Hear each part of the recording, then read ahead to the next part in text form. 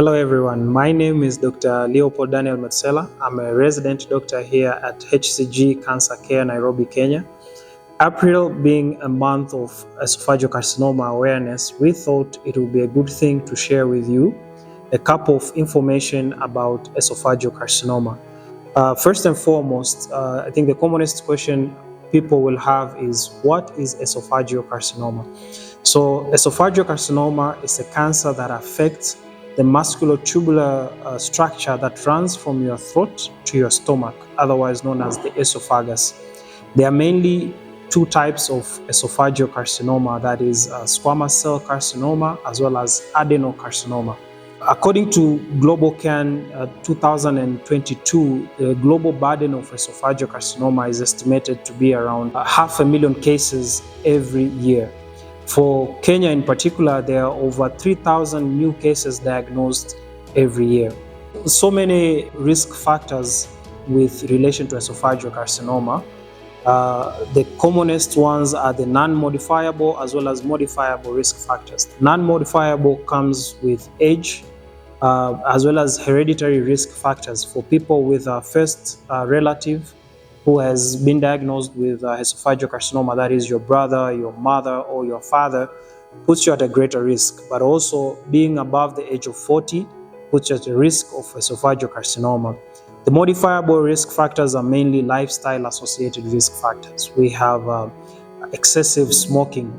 Some people would even argue the use of marijuana has less effect, but most studies have shown that regardless of whether smoking marijuana or smoking cigarettes, the regular ones still puts you at high risk for esophageal carcinoma.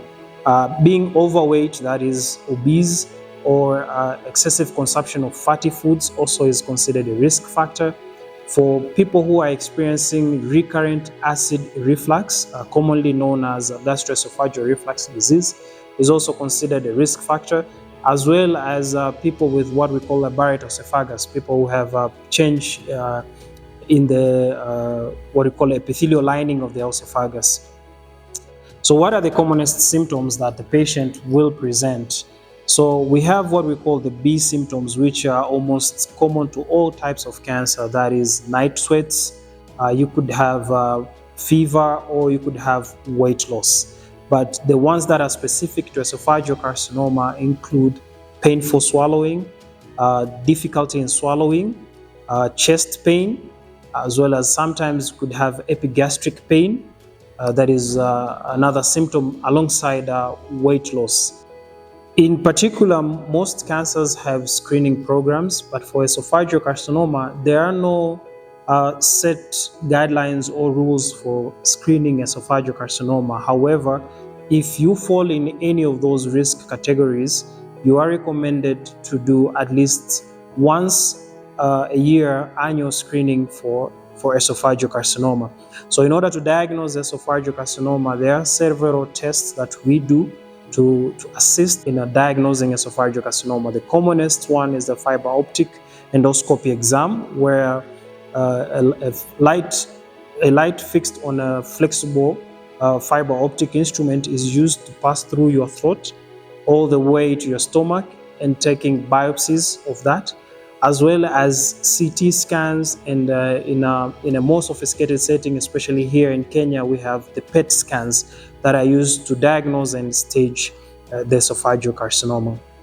Now, once diagnosed and confirmed through biopsy, there are certain approach when it comes to the treatment of esophageal carcinoma. You could treat it through surgery in the early stages. You also have an option to treat it through what we call neoadjuvant chemotherapy. That is the chemotherapy that is given either before surgery or it's given before the definitive treatment, that could be chemo and radiotherapy.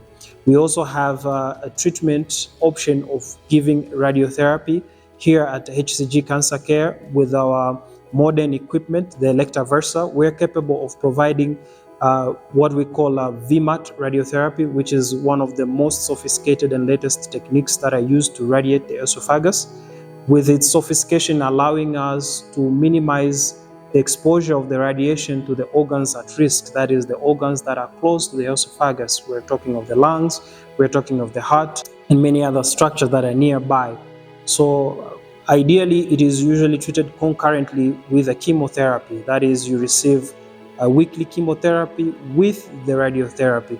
But in an advanced setting, we can also provide what we call targeted therapy. These are usually drugs that target specific receptors or target specific proteins that are overproduced by the cancer. The methods or ways of preventing esophagus carcinoma are many, and among those that are modifiable include lifestyle changes. That is, to reduce weight through exercises, to reduce the consumption of junk foods, to reduce alcohol and cigarette consumption as a way of reducing the risk for esophageal carcinoma. Thank you for your time and wish you all the best.